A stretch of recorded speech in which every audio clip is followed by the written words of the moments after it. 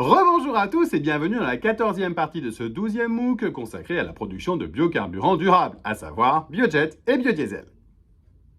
Dans la dernière partie, on a parlé de la section d'isomérisation / craquage.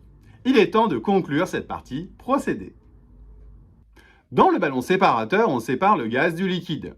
Le gaz constitue le gaz de recycle et le liquide est envoyé au stripper. Le liquide est préchauffé jusqu'à environ 200 degrés C avant d'entrer dans le stripper. Le tout fonctionne à environ 5 bars. Dans ce stripper, on injecte de la vapeur de stripping pour assurer un flux gazeux ascendant dans la colonne et favoriser la vaporisation des molécules les plus légères. Au ballon de reflux, on retrouve les légers qui ont craqué dans le réacteur et le liquide est logiquement de l'essence de craquage.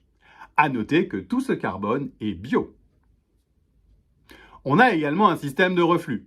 Et le ballon de reflux opère à environ 40 degrés C et une pression compatible avec l'envoi de ce gaz dans le réseau gaz de la bioraffinerie, soit typiquement 4 bars. Quant au produit de fond, il est refroidi en chauffant la charge et entre dans un sécheur, qui opère ici à un peu plus de 100 degrés et sous vide. Enfin, le produit est refroidi et est envoyé au stockage. D'un point de vue bilan matière, on voit que l'on a produit 82 tonnes par heure de biodiesel pour 100 tonneurs de charge, et environ 2 tonneurs de bionafta, et un total de 2 tonneurs de mélange gaz plus GPL auxquels s'ajoutent les 5 tonneurs de propane produits dans la section d'hydrotraitement.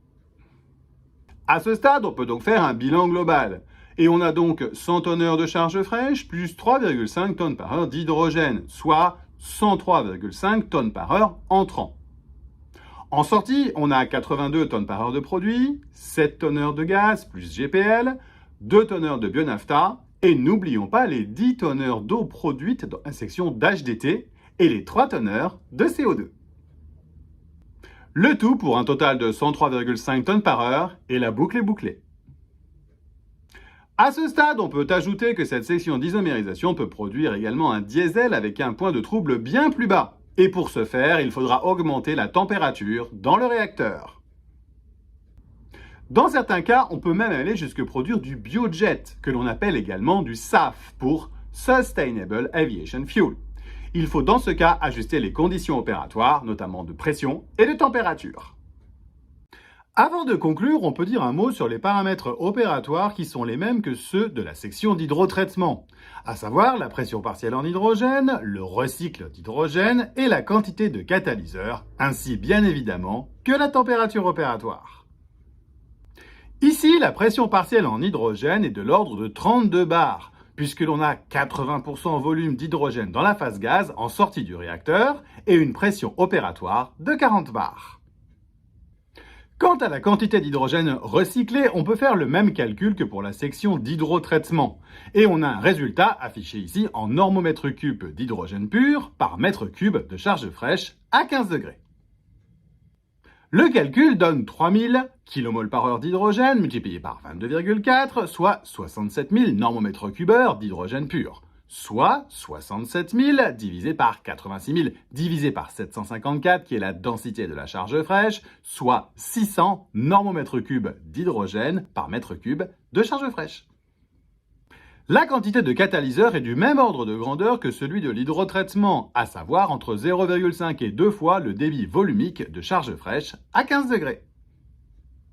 Enfin, la température est ici de l'ordre de 330 degrés C en entrée de réacteur et elle sera amenée à être augmentée pour compenser la perte d'activité catalytique au cours du cycle. Et ce cycle pourra être de 2 à 4 ans en fonction de ces mêmes paramètres opératoires et des cibles des produits visés. L'heure est maintenant venue de conclure sur ces vidéos. On a vu que l'on pouvait produire des carburants de type diesel et kérosène à partir de charges biosourcées et de préférence de type résidus et déchets. À noter que l'on produit également de l'eau, du CO2 et des bio-LPG, biofuel gaz et bionafta, dont il faudra également trouver un exutoire. Tout ceci consomme une importante quantité d'hydrogène et l'empreinte carbone de ces produits dépend en grande partie de la façon dont on produit cet hydrogène. Enfin, on a vu que la section de pré-traitement demande également à trouver des exutoires pour les gommes et les terres de bleaching usagées. ce qui entre dans le bilan carbone global de la production de ces carburants. Merci beaucoup d'avoir suivi ces vidéos. Si ça vous a plu, n'hésitez pas à mettre un like ou un commentaire. Et vous pouvez vous abonner à ma chaîne YouTube pour ne pas rater les prochaines vidéos. Merci beaucoup. Au revoir.